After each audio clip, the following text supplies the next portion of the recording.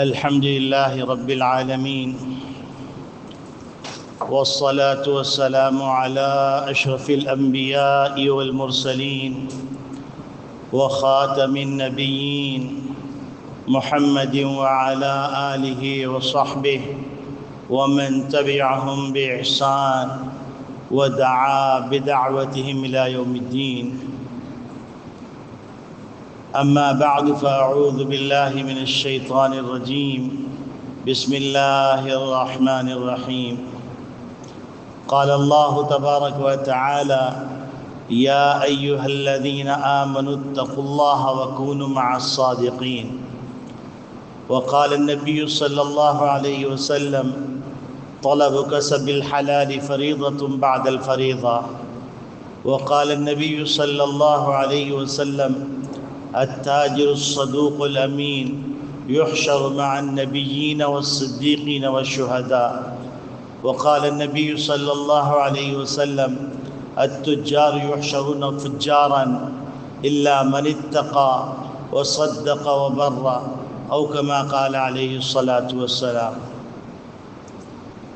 میرے محترم بزرگوں، عزیز دوستوں، دینی اسلامی بھائیوں، اسلام ایک آفاقی مذہب ہے، اور اسلام صرف مذہب نہیں ہے بلکہ پورا دستور عمل ہے. اسلام کے اندر انفرادی اعمال بھی بتلائے گئے ہیں، اجتماعی اعمال بھی بتلائے گئے ہیں. انفرادی اعمال کی بھی انتہائی اہمیت ہے اور اجتماعی اعمال کی بھی انتہائی اہمیت ہے. جس طریقے سے انسان کے انفرادی اعمال کے بارے میں باز پرس کی جائے گی، اسی طریقے سے انسان کے اجتماعی اعمال کے بارے میں باز پرس کی جائے گی. اسلام میں جہاں نماز، روزہ، حج، زکوٰۃ اور دیگر عبادات، نفل، صدقات یہ ضروری ہیں، تو اسی طریقے سے اسلام کے اندر معاملات، معاشرت اور اخلاق کی بھی اہمیت ہے. اور نبی کریم صلی اللہ علیہ وسلم نے سارے شعبوں سے متعلق بڑی واضح ہدایات اور بڑے بنیادی اصول عطا فرما دی.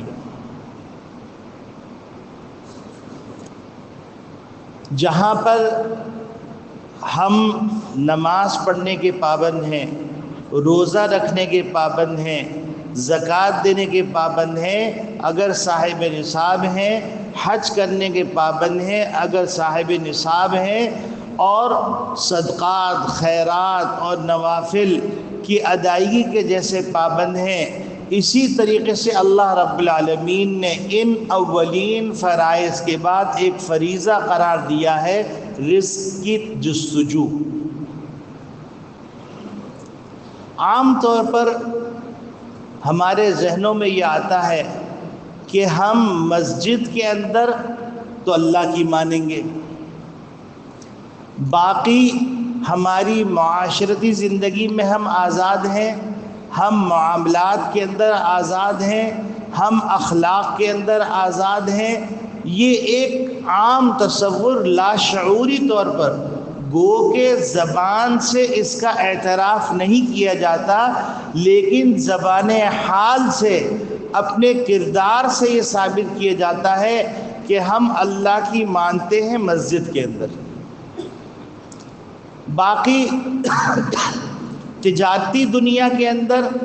معاملات کی دنیا کے اندر، معاشرت کی دنیا کے اندر، اخلاق کی دنیا کے اندر ہم بالکل آزاد، اور بلکہ یوں کہا جائے کہ ہم شتر بے مہار ہو جاتے ہیں. یعنی کچھ انسانی اقدار ہوتی ہیں، کچھ انسانی اصول و ضوابط ہوتے ہیں، ہم اس کے بھی پاس رکھنے کے روادار نہیں. مثلا تجارت کے اندر جھوٹ بولنا ایک عام سی بات سمجھی جاتی ہے، دھوکہ دینا یہ ایک عام سی بات سمجھی جاتی ہے، وفائے عہد نہ کرنا یہ عام سی بات سمجھی جاتی ہے، چکر پہ چکر لگوانا یہ عام سی بات سمجھی جاتی ہے، ملاوٹ کر لینا یہ عام سی بات کی جاتی ہے، ناپ تول میں کمی کر لینا یہ باتیں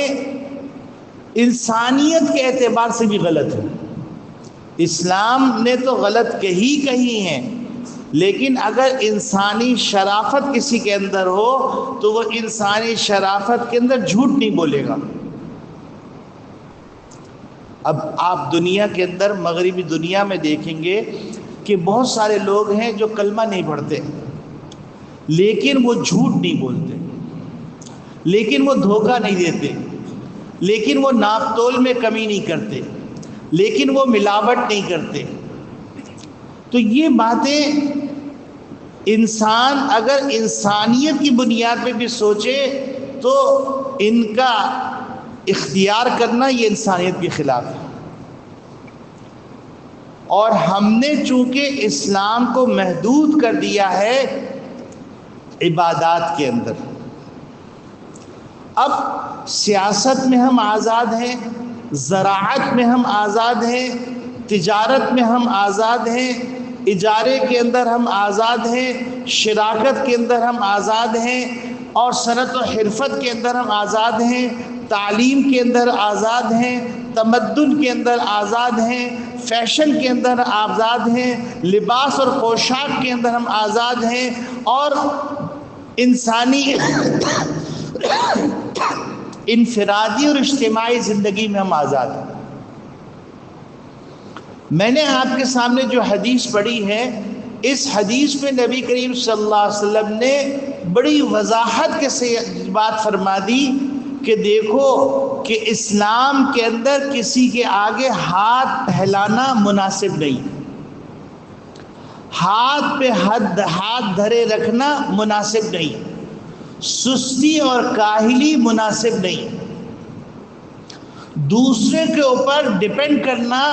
اور دوسرے کے اوپر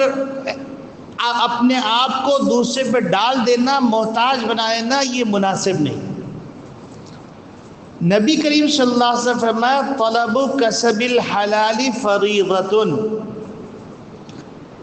کہ رزق حلال کی جستجو اولین فرائض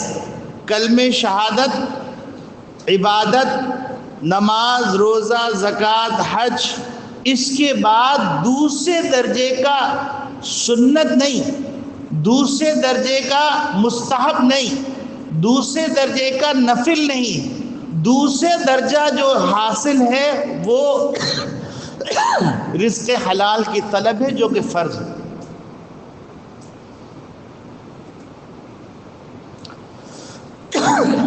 اور اسلام نے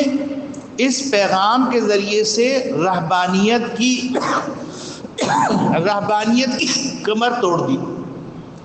رہبانیت کے اندر ہوتا یہ ہے کہ آپ نہ کمائیں گے، نہ شادی کریں گے،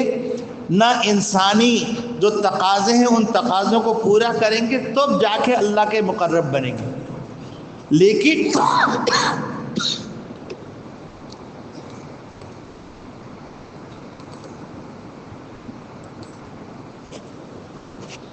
تب جا کے آپ اللہ کے مقرب بنیں گے۔ اب آپ دیکھیے کہ فطرت سے بغاوت کرنا رہبانیت ہے، اور فطرت کو اسلام کے سانچے کے اندر رہتے ہوئے فطرت کے تقاضوں کو پورا کرنا یہ عین اسلام ہے، یہ عین عبادت ہے، یہ عین فرض ہے۔ حتیٰ کہ نبی کریم صلی اللہ علیہ وسلم نے نکاح کے سلسلے میں فرمایا، تجارت کے سلسلے میں فرمایا، زراعت کے سلسلے میں فرمایا، قیام کے سلسلے میں فرمایا، آرام کے سلسلے میں فرمایا، طعام کے سلسلے میں فرمایا، ہر ایک کے سلسلے میں نبی کریم صلی اللہ علیہ وسلم نے پریکٹیکل کر کے دکھلایا۔ نبی کریم صلی اللہ علیہ وسلم نے تجارت کی،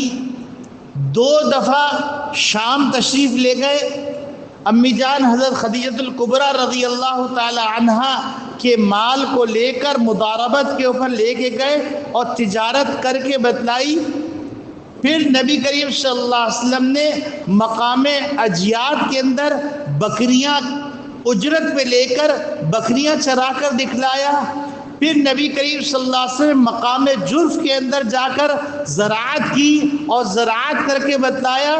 یہ بتلا دیا کہ رزق حلال کی جستجو کے لیے بھی جو وہی طریقہ اختیار کرو گے، چاہے وہ تجارت کا ہو، چاہے وہ زراعت کا ہو، چاہے وہ اجارے کا ہو، چاہے وہ کوئی اور شکل ہو جائز حدود کے اندر، تو وہ تمام شکلیں یہ فرض ہیں ادا کرنا. فرض ہونے کا مطلب کیا ہوا؟ اگر کوئی آدمی نماز نہیں پڑھے گا گناہگار ہوگا، تو اگر کوئی آدمی رزق حلال کی جستجو نہیں کرے گا تو گناہگار ہوگا. یہ مطلب ہوا. یہی وجہ ہے کہ نبی کریم صلی اللہ علیہ وسلم نے ایک موقع پر اس طرح وضاحت فرمایا التاجر الصدوق الامین یحشر مع النبیین والصدیقین والشہداء. سچا تاجر، امانت دار تاجر، اس کا حشر نبیین، صدیقین اور شہداء کے ساتھ کیا جائے گا. اب آپ ذرا سوچئے کہ نبی کریم صلی اللہ علیہ وسلم کتنی عظیم بشارت عطا کر رہے ہیں. اور دوسری جگہ نبی کریم صلی اللہ علیہ وسلم فرما رہے ہیں التجار یحشرون فجارا. تاجر جتنے ہیں یہ تاجر قیامت کے دن فاجر اٹھائے جائیں گے، فاسق اٹھائے جائیں گے، نافرمان اٹھائے جائیں گے. گویا کہ نبی کریم صلی اللہ علیہ وسلم نے تاجروں کی دو تقسیم کر دی. ایک تقسیم نبی کریم صلی اللہ علیہ وسلم کی سچا تاجر، امانتدار تاجر، اور دوسرا تاجر جو فاسق ہے، فاجر ہے، اس کی. تو اب آپ یہ سوچئے کہ نبی کریم صلی اللہ علیہ وسلم ایک طرف فضیلت بھی سنا رہے ہیں، دوسری طرف ڈرا بھی رہے ہیں، اور نبی کریم صلی اللہ علیہ وسلم فرما رہے ہیں کہ تاجر کے اندر دو صفات لازمی ہونی چاہیے. ایک صفات یہ کہ وہ سچا ہو، اور دوسری صفت یہ کہ وہ امانت دار ہو. اور یہ صفت جس کے اندر ہوگی تو آپ یہ سن کر حیران رہ جائیں گے کہ فار ایسٹ کے اندر جو اسلام آیا ہے وہ اسلام امانت دار تاجروں کے ذریعے سے آیا ہے. وہاں کوئی لشکر کشی نہیں کی گئی، وہاں کوئی تحریک نہیں چلائی گئی، بلکہ یمن کے تاجر وہاں جایا کرتے تھے، اور پورا یہ فارس جو ہے وہ اسلام سے سرفراز ہوا ان کی صداقت کو دیکھ کے، ان کی امانت کو دیکھ کر، ان کے کردار کو دیکھ کر، ان کے گفتار کو دیکھ کر، ان کے اخلاق کو دیکھ کر. پھر اسی طریقے سے ملبار بر صغیر کے اندر ایک طرف سے اگر محمد بن قاسم تشریف لائے ہیں اور ملتان تک تشریف لے گئے ہیں، تو اس سے پہلے ملبار کے اندر مسلمان تاجروں کے ذریعے سے اسلام داخل ہو چکا تھا، اور وہ کمیونٹی جو ملبار کے علاقے میں رہتی ہے اور وہ کمیونٹی جو میمن کمیونٹی کہلاتی ہے، تو اس کو بھی اگر اسلام ملا ہے تو وہ اسلام تاجروں کے ذریعے سے ملا ہے. تو معلوم کیا ہوا؟ معلوم یہ ہوا کہ تجارت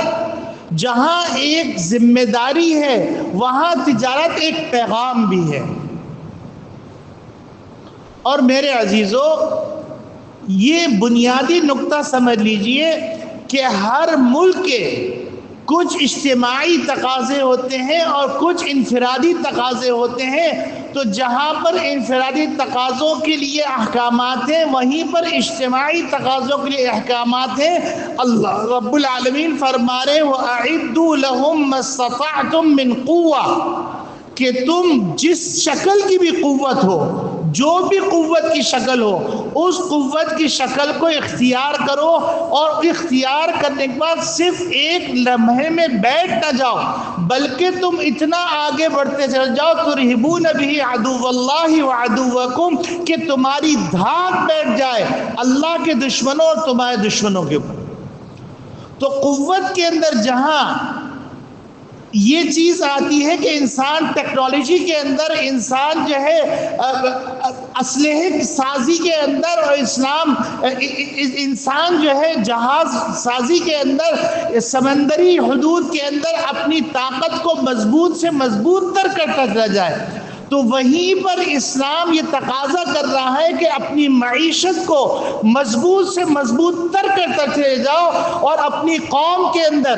ایسے جذبات پیدا کرو، ایسے یونٹ بناؤ کہ جن چھوٹے چھوٹے یونٹوں سے ایسے افراد پیدا ہو جائیں جو اجتماعی زندگی کے اندر اپنا حصہ ڈالیں۔ اب بدقسمتی سے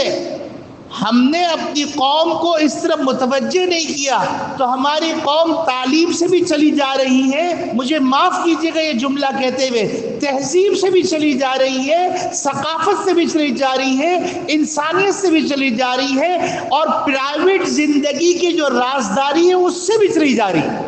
حالانکہ نبی کریم صلی اللہ علیہ وسلم نے فرمایا تھا المجالس بالامانہ، مجلسوں کی باتیں امانت ہیں۔ آج ہم اپنی پرائیویٹ زندگی کو ڈالر کمانے کے لیے سوشل میڈیا پہ اپلوڈ کرتے ہیں، کوئی ٹک ٹاکر ہے، کوئی ولاگر ہے، کوئی سبسکرائبر ہے، اور وہ چیزیں جو حیا کے معنی ہیں، وہ چیزیں جو حیا کے خلاف ہیں، وہ چیزیں جو انسان کی پردے کے اندر رہنے کی چیزیں ہیں، اپنے سبسکرائبر حاصل کرنے کے لیے، ڈالروں کے ذریعے سے کمانے کے لیے، آپ یہ نہیں سمجھیں کہ آپ ڈالر کما رہے ہیں، بلکہ در حقیقت آپ وہ زہر کی گولیاں کھا رہے ہیں جس سے آنے والی نسل، اس کے پاس نہ ثقافت ہوگی، نہ تہذیب ہوگی، نہ شرافت ہوگی، نہ انسانیت ہوگی، نہ حیا ہوگی، نہ غیرت ہوگی، نہ خودداری ہوگی، نہ خود اعتمادی ہوگی۔ اس کے سامنے صرف ایک ٹارگٹ ہوگا کہ مجھے ڈالر چاہیے جس شکل میں بھی آئے۔ میں اس خطرے کی نشاندہی کرنا چاہتا ہوں جو خطرہ نظر آ رہا ہے کہ ہماری قوم کے اندر تعلیم کا رواج کم ہو رہا ہے، ہماری قوم کے اندر تجارت کے اعتبار سے سوچنے کا رواج کم ہو رہا ہے، اور ہمارے ہاں کچھ ایسی کوتاہیاں ہیں جن کوتاہیوں کی وجہ سے تجارت فروغ نہیں پا رہی ہے۔ مثلاً بجلی اتنی مہنگی کر دی گئی ہے جس کے نتیجے کے اندر فیکٹریوں کا خرچہ اور اس کے اوپر جو لاگت آ رہی ہے، وہ لاگت اتنی آ رہی ہے کہ ہم انٹرنیشنل مارکیٹ سے اس کو کمپیٹ نہیں کر سکتے،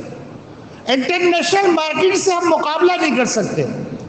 تو اس وقت ضرورت اس بات کی ہے کہ پوری قوم کی تعمیر کی جائے، جہاں الحمدللہ ثم الحمدللہ ہم نے دفاعی اعتبار سے خود انحصاری کا راستہ اختیار کیا اور ہم کسی حد تک خود کفیل ہو گئے، تو جہاں پر ہم عالمی سطح پر عالمی تعلقات کے اندر خود کفیل ہو گئے اور ایک اعتماد کی فضا پیدا ہوئی ہے، تو اب دوسرا کام قرآن کے حکم کے مطابق، اللہ کے حکم کے مطابق، رسول اللہ کے طریقے کے مطابق اپنی قوم کو اقتصادی اعتبار سے مستحکم کرنا ہے، تعلیمی اعتبار سے مستحکم کرنا ہے، تعلیم کے اندر ان چیزوں کو شامل کرنا ہے جس سے ہماری قوم خوددار بنے، ہماری قوم باحیا بنے، ہماری قوم باکردار بنے، ہمارے قوم کے اندر رزق حلال کی جستجو ہو، کیونکہ نبی کریم صلی اللہ علیہ وسلم فرمایا طلب کسب الحلال فریضۃ، تمہیں جو جستجو کرنی ہے وہ رزق حلال کی جستجو کرنی ہے، تمہیں سود نہیں کھانا ہے، تمہیں رشوت نہیں لینی ہے، تمہیں ننگے ہو کر اپنے ٹک ٹاک بنا کر پیسے نہیں کمانے ہیں، تمہیں اپنی پرسنل زندگی کو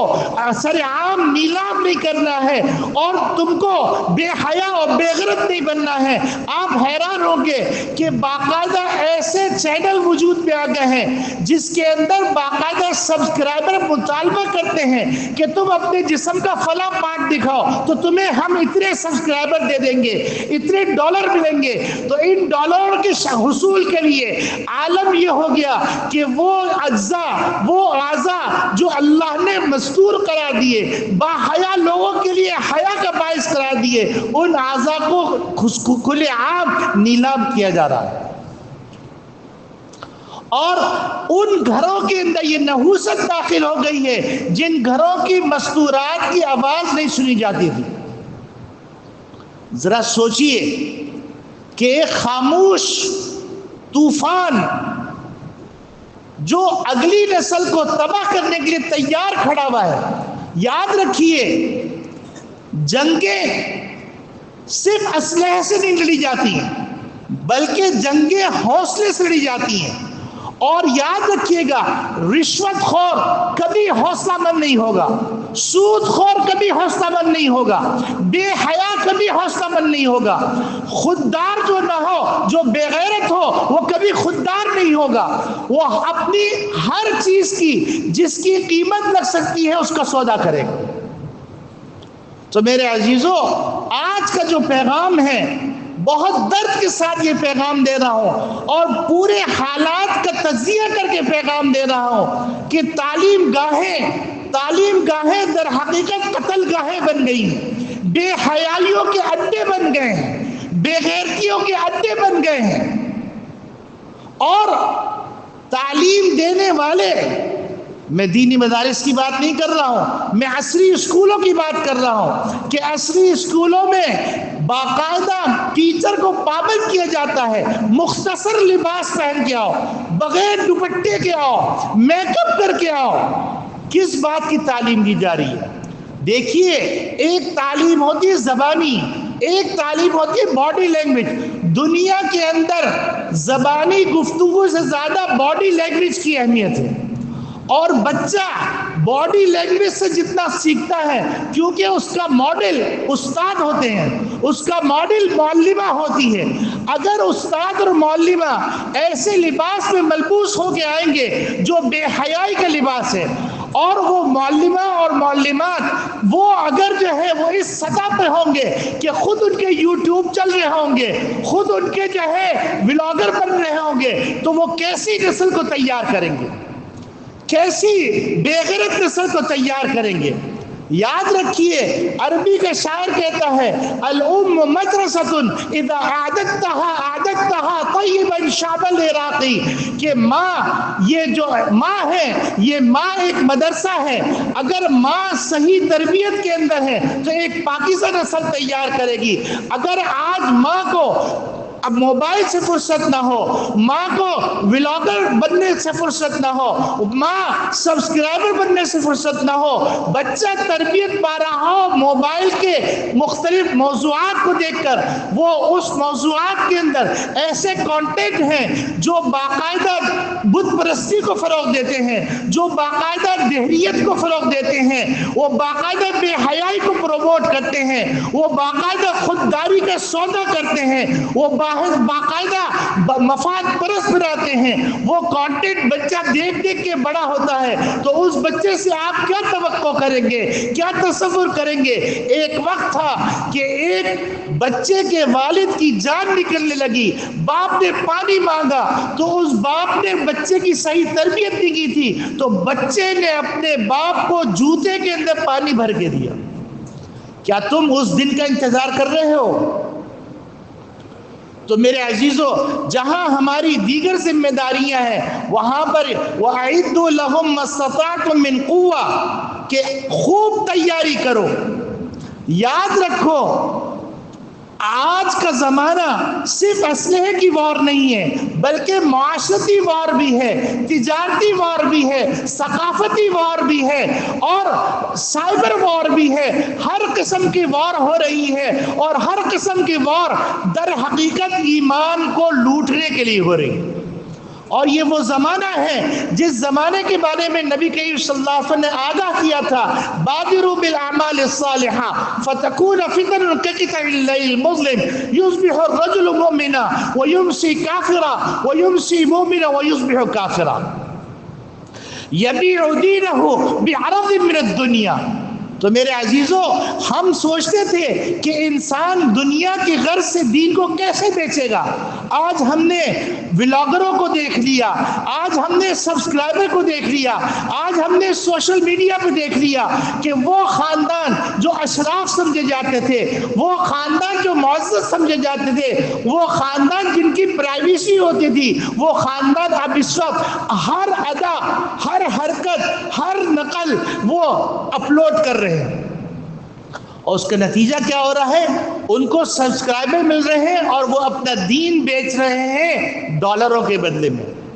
اور اس کے نتیجے کے اندر جو دوسرے بچے موبائل دیکھ رہے ہیں ان کے اندر حسرتیں پیدا ہو رہی ہیں، ان کے اندر حسد پیدا ہو رہا ہے، ان کے اندر بغض پیدا ہو رہا ہے، ان کے اندر کینہ